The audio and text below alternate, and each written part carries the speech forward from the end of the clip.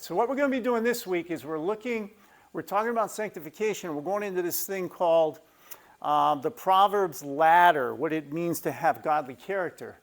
And we're going to be talking about character in terms of how God defines it.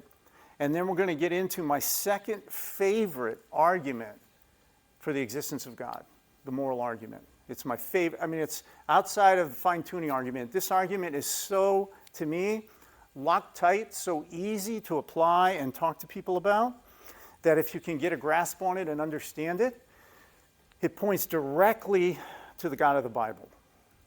And it's easy to use. And it's intuitive and it makes sense. So we're going to be talking about that today and going through that, okay? So you remember this. If you've been in class, you remember this. We're into book 4. What we're looking at now is how does a Christian grow to actually have Christ radiate from their life, okay?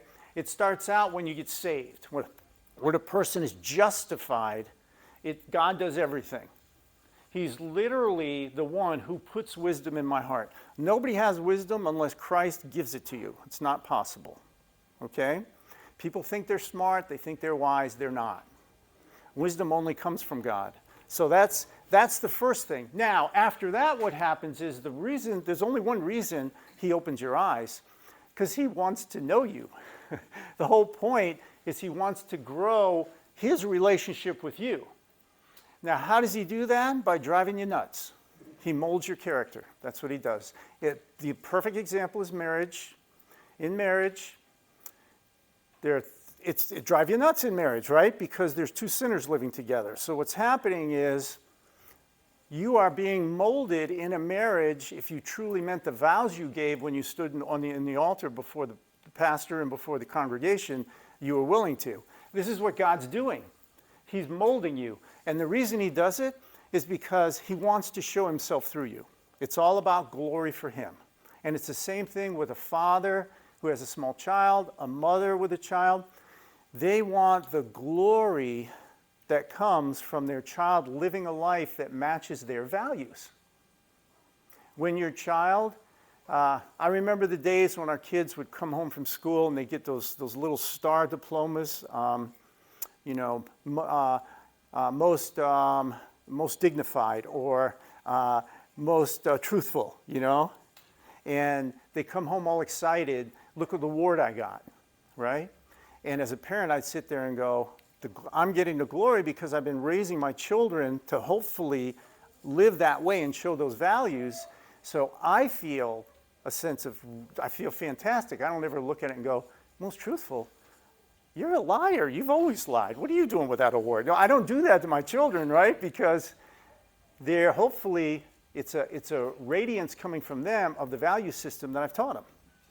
This is exactly what God does. It's the same thing. And this is what we're doing in book 4. So what we're doing today is this one. What on earth does this mean? What does it mean to have character in terms of what God says? How does culture define character? What would you say? How does culture talk about a person's character?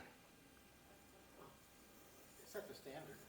What's that? They set the standard. They set a standard. How you're viewed by society. How you're viewed by society. So if, who knows who Al Sharpton is? High character? Interesting. Anybody in here raise their hand, high character?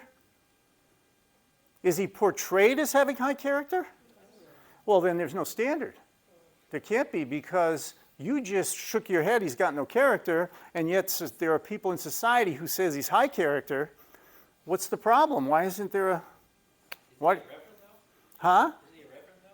He's a reverend, yeah. You tack that on a name, you must have it. So here's how culture defines character. It's a moving target. It's a moving target. They're going to define it any way they want.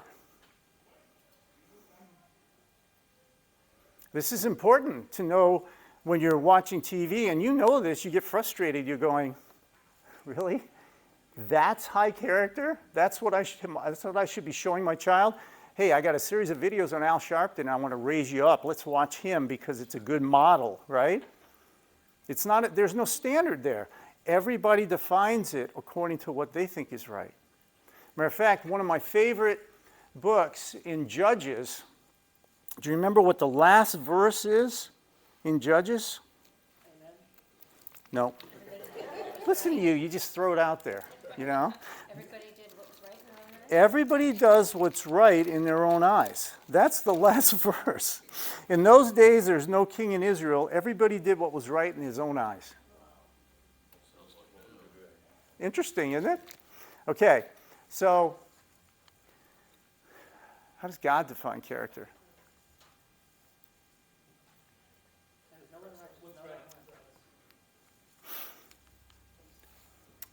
It's based on him.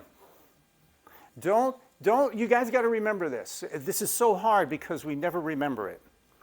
God doesn't sit there and determine what's right and wrong. Because that's the trap you'll get caught in a debate that says, oh, if God has to determine right and wrong, then that must mean right and wrong are outside of him. That what happens is there is a right and wrong, and he goes ahead and decides which one is right and which one is wrong. Right? That's the Euthyphro dilemma, which we'll get into in another lesson. Right and wrong is his nature. It's his essence. That's who he is as a person.